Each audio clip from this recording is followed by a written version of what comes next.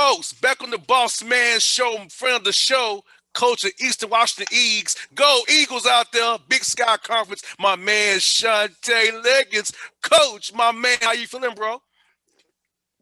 Feeling good, man. Thanks for having me. You know I like doing your show. It's the easiest one out there, man. Get to chop it up. No doubt. Well, coach, you got a game against Montana.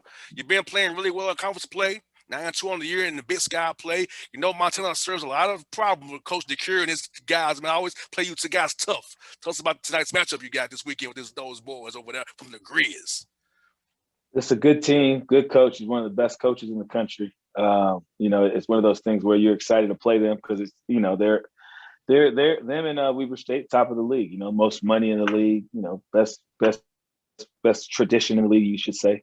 And everyone's trying to grab them. Everyone's trying to be like them. Everyone wants that tradition. And so, we want to do it a little different. We don't want to be like Montana. We want to be like Eastern. We don't want to be like Weber State. We want to be like Eastern. So, being able to go and play these guys, play our style, and try to go ahead and beat the big dogs is big for us. They beat us the last two times in the conference tournament, 2018-19. Obviously, what happened last year after we won the league, I felt good about our chances about playing them last year and hoping we got a chance to play them in the finals.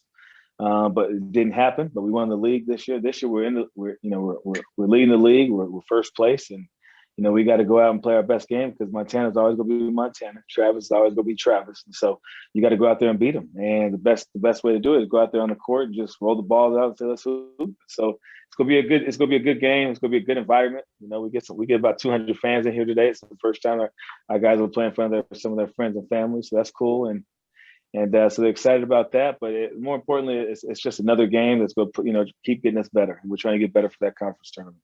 No doubt, man, because this year's so weird. You only played so many games. This time you probably played 20 or so games already this year. So each game you Yeah. win while getting better is a bonus, in my opinion, coach. Oh man, it's huge. And each practice we have that's not stopped and you have to quarantine each week you can go, each game you can play with a little bit of continuity to get better and better. It really sets you up well for the end of the season. I mean, it's a tough season for all players. I feel bad for their psyche. It's tough for them mentally. You get these tests and you wait for them to see if you're able to play. You get a sniffle, you get your chest hurts, your body aches, you get a headache, man. First thing you go to is, man, I'm going to have to sit out, or we're going to have to sit out for a long time. And so it's tough on the guys. It's tough on their psyche. Coaches, we could deal with it, but we don't got to go out there and perform. We got to do our thing, but we ain't performing. It doesn't cost a physical toll on our bodies. And, you really try to look out for your student athletes. And that's the part that I've enjoyed is being able to see them grow mentally, physically, be mentally tough, understand what's going on, not get too high, not get too low. And, I've seen their maturity in that sense this whole year, taking whatever is thrown at them, doing whatever they've had to do to either play, to stay healthy, to look out for one another. And so I've been proud of my team, the way they've responded in certain situations. No doubt, man. And what's good about it is you have a lot of guys who are dogs and love the game of basketball. Like Mm-hmm. my man Tanner and Kim Mm-hmm. in your front court. Tell us about those two Man. front court studs who bring you so much versatility on your roster, man. Well, yeah. So Kim and Tanner, those are the two focal points right now for our team. We've had some really good players in the past. We had the MVP of our league, last year. The last 4 out of 5 MVPs pretty much been from our team, from our school. And Tanner is rolling right in that same category. He's really good. He's playing good basketball. But he waited his turn. He was a sophomore. He was a sophomore last year playing behind the conference MVP, got an opportunity. Now he's showing out. Kim Macon, does a little bit of everything. He can guard anybody on the court whenever he needs to. He rebounds, he shoots the three, he can post up. So he's a nightmare, and these kids, these young men didn't have any scholarship offers coming out of high school. So this is a tribute to all of them. They put in the hard work, man. We just, we're sitting up here doing this, that, and the other. And, they do all the hard work, man. We just sit back and act like we know what we're doing and say, let's go do this. And, it's a player's game. The players ain't no good. The coach ain't no good. Man. It's simple as that. So right. you got to get these boys to play. And at the end of the day, when they're confident, they're playing confident, they're getting in the gym, and they understand what's going on, you look like you know what you're doing as a coach. And just letting them go out and play and getting them motivated and just watching them and have fun with their growth. They weren't big time recruits out of high school. None of our players were. They weren't big time recruits out of high school, but they got better since they've been here, and that goes into them wanting to get better, like you said, being some dogs and saying, hey, this guy was better than me in high school, but we'll see what's going on in college, and they're really seeing what's going on. And you got 6 guys almost averaging double figures, man. That is Mm-hmm. great balance. You know, Tanner's balling, of course, but Yeah. behind him, guys still getting the ball in the hoop too. So I feel like you guys have energy in that ball because other guys are alive offensively as well. Because you know that makes guys defend better too. They getting the ball on offense, they're going to defend better for you on the other end as well. The ball go in the hoop there. That is facts. You know, that's the truth. And so when you're able to move the ball, like we're leading the league in assists. I don't. And these are all Division I games. I'm not going off of the non-D1 games when you score 150 points or 160 points and you want to claim you're the top leading this and the top leading that. I just go off our D1 games. So in D1 games, we're averaging 17 assists a game. That's pretty good. I can't say for, we're not playing these reservation teams and all that. We're playing teams. And so, for me, moving the ball and getting assists is important. Those are huge because it gives everybody an opportunity. So if you're leading the team and you lead the league in assists as a team, you would think you'd have the leading assist guy in the team, but we don't have a guy averaging over 4 assists a game. So everybody's moving the ball. They're trusting each other. They're playing. We've had I think we've had over 7 different guys lead our team in scoring. We have guys that can really put the ball in the basket. Our conference MVP, that was preseason MVP this year, obviously has gone through some sickness and things like that, but he's a bucket. He can get out there and score. So we have a lot of firepower. My thing is we got to play defense, and so I lose my mind when they make mistakes on defense. Offensively, they got to go out and play and be creative. They got to make plays. I tell them every day, I can't tell you how you're going to put this ball in the bucket, but you got to put it in there. You have ideas, you go do it. Do it within the structure, play team basketball, pass to the guy who's open, get the best shot, and go out and play. We don't run a bunch of sets. We averaging in the Big Sky right now. We're leading the league in scoring at 84 points a game. Again, all D1 games. We don't take into account D2s and all that. So we're all D1 games in the Big Sky. We're averaging 84. We're shooting, we're the top team, either shooting the three, we're second, most threes, and we make the most threes. We lead the team, league in assists. So it's been fun to watch this team play. Now, teams are going to try to defend us and play us tough because, they think we're soft and they think we're soft, and we need to be able to, combat that with playing tough. And I think our guys have done that with our rebound margin. We're the top team with the rebound margin. We're beating teams in the glass by 6. So when you have an offensive team that's playing pretty tough, it's pretty hard to beat. So it's going to be fun to see what's going on down the stretch because you got Montana, who's a tough team. They've always out-physicaled us. They've always been tougher than us. They've taken it away from us the last 2 years ago, the NCAA tournament, because we're one big league. And, we've played them. We've played them the 4 of the last 5 years in the conference tournament, I believe, 4 of the 5 years in the conference tournament. So, you look at that and you're looking at them and you say, okay, we've been once, they've been twice, so we want to go this year, so we got to beat them. But that's not the only team in our league. We have some really good teams, some really good coaches in this league, and some really good players. And so it makes the league fun. It makes it unexpected. You don't know what's going to happen, especially this year. You got teams. Some teams aren't playing. Some teams, like we didn't have to play Weber State this year. I wish we would have. That'd have been a marquee matchup. They're really good this year. They got 9 transfers. They got boys that can play. I'd like to see that game, but we're not going to be able to see that matchup this year.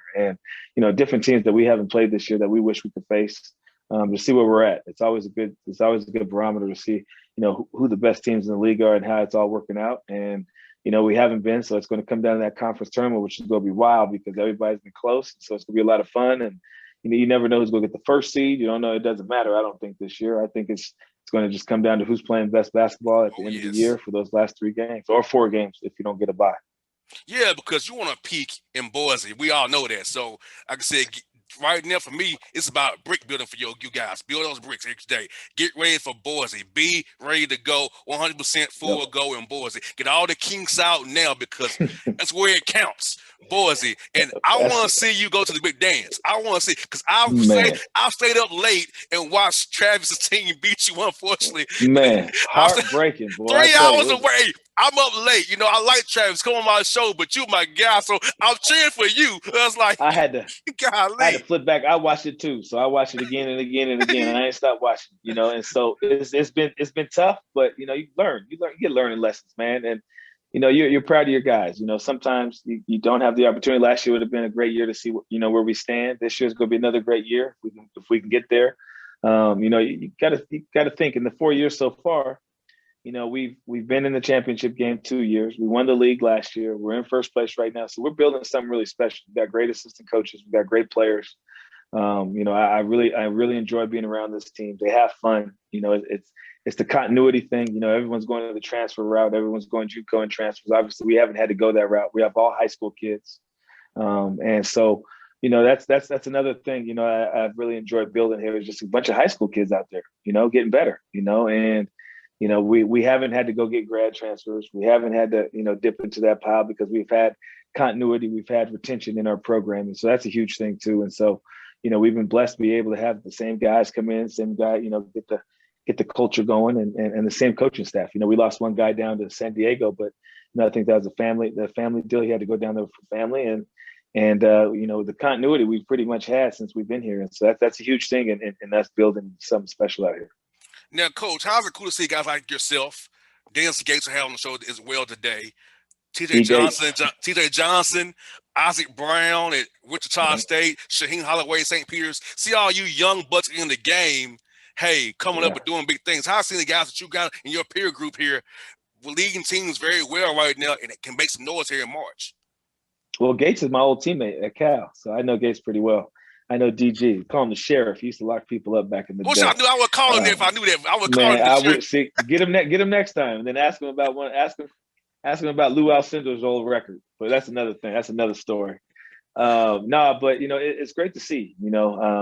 I think there's a lot of great minds in basketball right now, and I think you can see kind of the younger coaches starting to come up now because I've looked up to all the coaches in college basketball since I was little. Since I was younger. You look at how programs are built. You look at how they sustain success, and it's always been through hard work. And you're watching, and now you're seeing the younger coaches and the coaches that are now getting opportunities, that they haven't had in the past, and they're being able to put themselves in the right position. And so now you're starting to see, well, okay, they have a little bit of a different relationship with these young kids. They can really pull different things out. They're starting to understand. We understand the Twitter and the Instagram and all this the new generation of kids. It's and don't get me wrong, like coach like Kelvin Sampson, somebody I've watched my whole life, and all these guys, they've been great, coaches that I've looked up to. Ray Lopes, who's not coaching anymore right now, but those are coaches that you looked up to, and it was a different thing. I used to, when I was a player playing, I used to get chomped on a lot, and so this is how it works. Or it's this way or the highway, and you just, okay, coach, go back to your dorm, talk to your teammate. Coach is weak, man. He's a man, blah, blah, blah, blah, blah, blah. Now it's, you pop on Twitter, I don't like my coach this, and I'm out. We don't have it. So now we got to figure out that mental side of the game and how we got to keep the kids there. And the way I've done it is I've been blunt, honest, and truthful with all the players. I think that's the best way to go. At the end of the day, all players want to play, and if you tell them that they're going to play and you bring them here and then they don't play, then that's the issue. If you tell them you got to work your tail off to get on the court, then they got to work their tail off. You ain't lie to them, and I think, sometimes we get caught up in that game. And I think some of these guys are starting to figure out, at the end of the day, you ain't got to make the circle happy. You just got to get, you and that player got to be one-on-one, and you got to figure it out. And I think a lot of these young coaches are starting to figure that part out that the old school coaches knew a long time ago. I think there was some disconnect earlier with some of the coaches coming up, and now I think the younger coaches are now starting to figure that part out. And I think you could see it. It's experience with everything. It's experience. And now we're starting to gain some more experience. You're starting to see these young brothers come out here and do some damage. These young coaches that are doing really well. I think it's they've had the chance and the opportunity to. And you see other coaches who's been assistant coaches for a long time get their shot, and they're doing really well. And so, I just think it's always opportunity. And I think you go with the opportunity and you don't take it for granted. And I think a lot of guys right now aren't taking it for granted. I think they're really going after it. And it's fun to see. I pop on to see, who's doing well, what coach is doing well, what teams are doing well. And, you can't watch them play as much during the season, but you like to figure out and see how your guys are doing and how they're doing. And it's fun to see them doing well. And it's fun to see a lot of these coaches that are getting the shot do well, because sometimes if you don't do well, that looks bad for everybody else. And then they go back to the old norm, and you don't want that. You want to keep pushing. You want to keep pushing the limits for everything. And so we want to keep pushing and keep winning. And, at the end of the day, when you win, everything's gravy. Everything starts moving. You start moving the needle a little bit. And I think that's what's happening right now, is some of those teams are winning.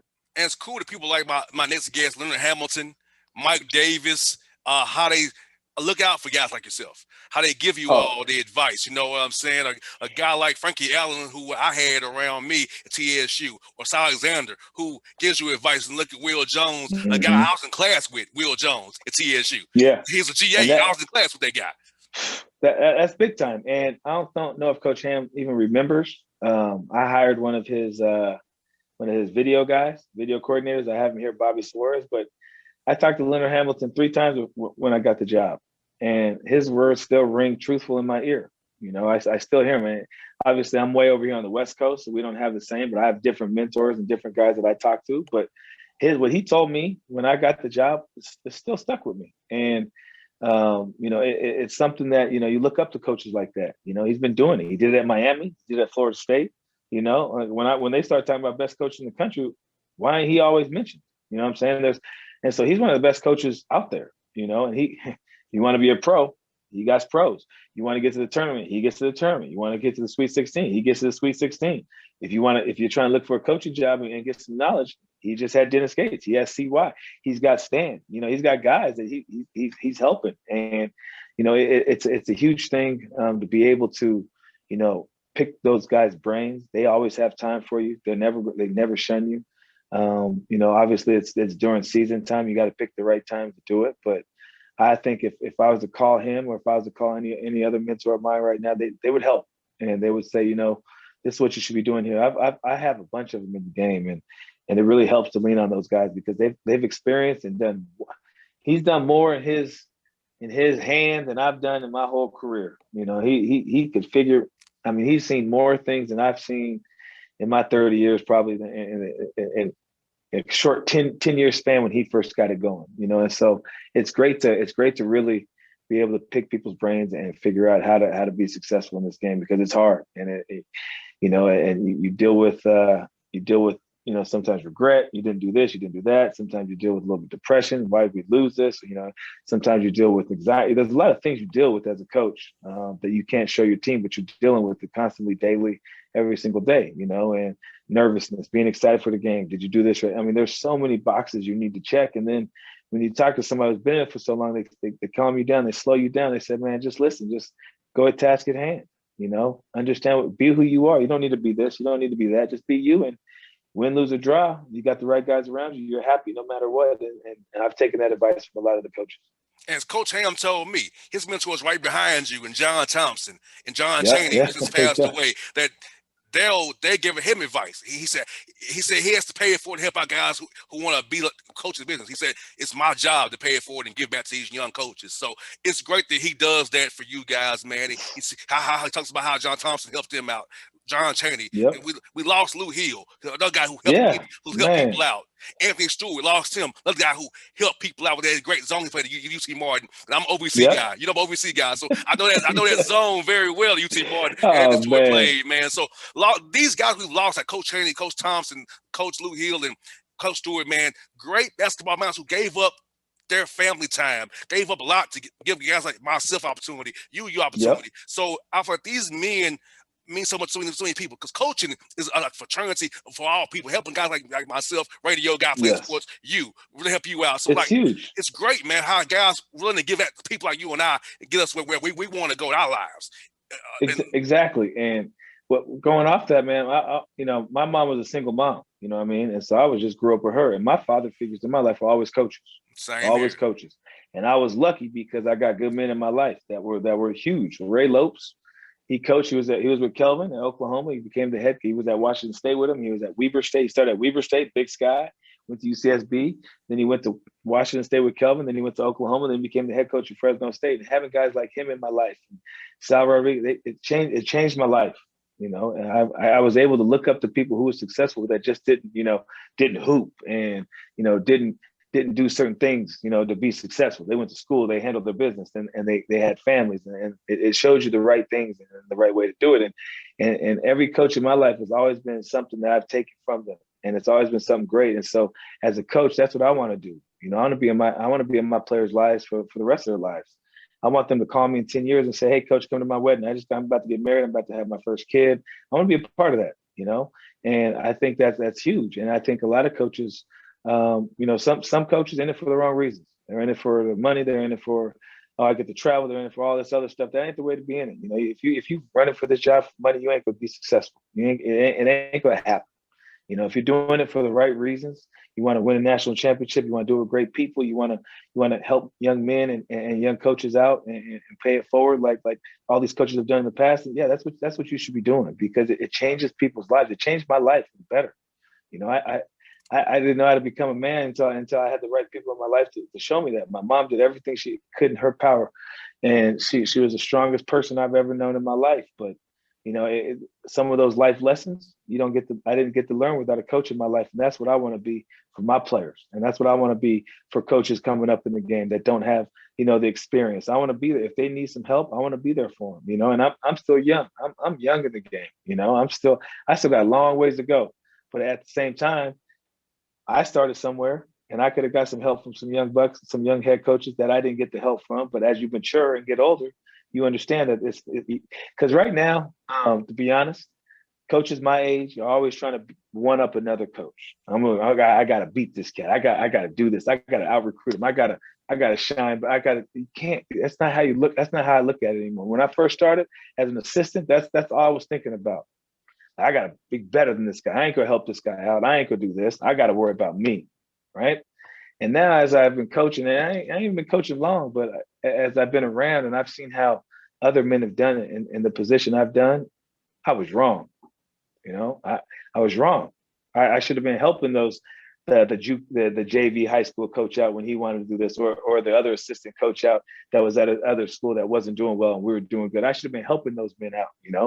But you live and learn, experience. I'm willing to help anybody out. They call me, they want to set up a time to talk. I'll get on any Zoom call. I'll talk to any coach that's looking to get some help because that's what helped me as I move forward in my career. And that's why I think I'm at where I'm at, not just because I got these X's and O's, because I've gained experience and I've learned from people. And I want to be that for somebody else. I want somebody down the road to be like, man, Legs has helped me become a good coach. I'm where I'm at today because of him. And then you start getting a great reputation. And early in my career, I was more like, I'm going to recruit everybody. I'm going to bring all these players in. I'm going to do this. I'm going to be a head coach by the time of this. I got these goals. I don't care who's in front of me. I ain't trying to help nobody. And that's not how you got to do it, man. You got to do it the right way. And then when you do it the right way, good things happen. Even if it doesn't happen, you still got good people around you and you've done it the right way. You put your head on your pillow at night and be happy that you've done things the right way. You haven't had to, go this route or this route or this route, do anything shady. You've helped the people you needed to help, and you go to sleep feeling cool, man. And I feel like I've been on that track the last 3-4 years, and I'm willing to help people. And I'm willing because that's what's happened with me. And when you're young, and I'm still young, but when you're younger than me, man, it's cutthroat world. You think it is, but it's not. It's not. You got to be there for each other. You got to help them out. And hearing other coaches' stories talk about how a coach was in trouble. This was one of the biggest stories that made me think. There was a coach in trouble, and he was in his last year of his contract. He's probably going to get fired. They voted him coach of the year. They got together as a coaching staff, voted in a conference. I ain't going to say that now, but they got in a conference together and voted that guy coach of the year, and he kept his job. I mean, those are the things like when you get these ballots and when you get these things, you're like, oh man, I ain't voting for him because he might take my coach of the year shine. That ain't how it's supposed to be. And as you keep moving forward in the game, you start getting friends. You start getting relationships with people that you hope last a lifetime, and you hope that you don't cross nobody and you don't do things like that. And as a young coach, I'm starting to figure that part out, man. It's a great game to be involved in. You want to help people more than try to step on them and step on their throats and try to be better than them. Obviously, you want to win the games. You do want to win the games, but you want to help people achieve their goals as you're trying to achieve yours at the same time. Sometimes you have to beat them in a game. Somebody's got to win. I hope it's me 100% of the time. Yes. But you want to help them get there so you can beat them and then be cool about it afterwards. You know what I mean? But it's been like that. Trav and Coach Randy in this league and these coaches, they chop it up. Sometimes you feel a certain way about another coach, but still at the same time, as you keep gaining these relationships and starting to understand what this is about, it's about helping these young men. At the end of the day, it changes your outcome and your outlook. It changed your outlook of everything. I want to help my guys be successful down the road. How did you get your players to be successful 10 years from now? Not just today. And there's some coaches, and again, for each his own. But there's some coaches that only care about themselves and only want to, do good for themselves. They want to make that next money. They want to get this job. They want to get that. That ain't how it is, man. You learn.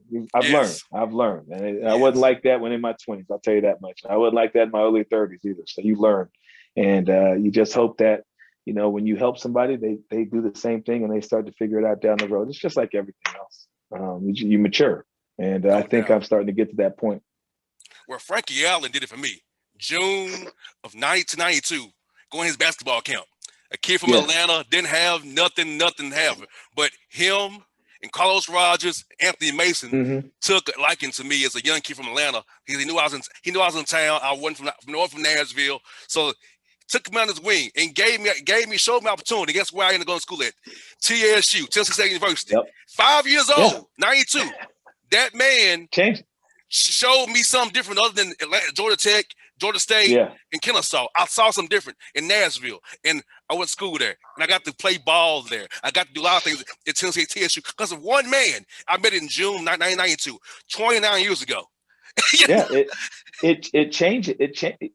Anything could change somebody. Anything. You could change that drop of a dime. You know what I'm saying? You could change instantly, There's been so many. Benny Seltzer. I don't know if you know Benny Seltzer. He was at Oklahoma. He played basketball at Washington State. He's a coach now. He's been a head coach. But going to spend time with him when I went to go visit my big brother at Oklahoma, he was a coach there and changed certain things you don't forget. Like you forget things. You forget a lot of things. But you don't forget certain things that really change you and touch you. And so, it's really, if you could be that for somebody, you've done something with your life. If you could be that and help it change it. If you can do that for somebody else, yes, you've done right in your life. You know what I'm saying? Now if you can do that for multiple people, I'm telling you. You do it for multiple people, there you go. Because Legs, look here, Legs. I grew up in the hood, man. Vine City, right by the stadium. Where that's the hood of Atlanta. Yeah. And now you're doing a radio show and you're helping everybody out, man. And that's huge. And that's my thing. Like if you're able to help somebody, man, you're doing what you're supposed to be doing on the planet. You know what I'm saying? You're doing what you're supposed to be doing. Now, obviously, you want to be successful. You want to be able to help and leave a legacy. You're doing that. You're doing that because word of mouth. They're going to talk about you. Somebody's going to talk about that. They're going to remember the story you told. They're going to remember.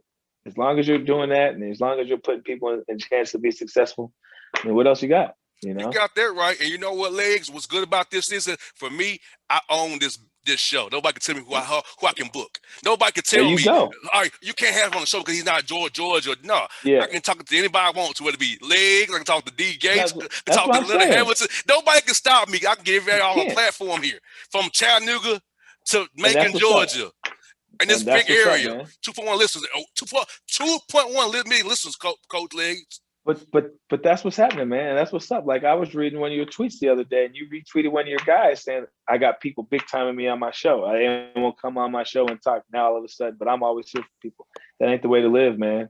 That ain't the way to go. And you always got to pay it forward, man. That's something I really do truthfully believe in. And if you have that opportunity to, you got to do it. You have to do it. There's going to be mistakes. Everyone's going to make mistakes. That's life. But as long as you know that you're pushing and you're trying to be the best person you can be and try to help people, you're sleeping good at night. No doubt. Because guess what? I know we come on the Bossman so we can get a good interview, long form interview, no pressure, positivity. None. No gotcha questions. And nothing about, I'm not going to talk about why guy ain't playing well with you. Exactly. I listen to the media that covers you every day. Me, I'm doing something way different. That's their job. That's not my job. That's the fact. And that's the facts, man. That's the facts. And when I first got the job, you were my first interview. You were one of my first interviews when I became a head coach, besides the local press. And you start doing good. Everybody wants, you start talking to you. How it is. Oh yeah, so it is what it is. But I'm always gonna break time for you, man. And that's the thing, man. It's always paying it forward. It's always being able to help somebody when they can help you. And you being able to talk to me and get my voice heard over in Atlanta and in that area, I was able to recruit a couple guys. You know what I'm saying? And so.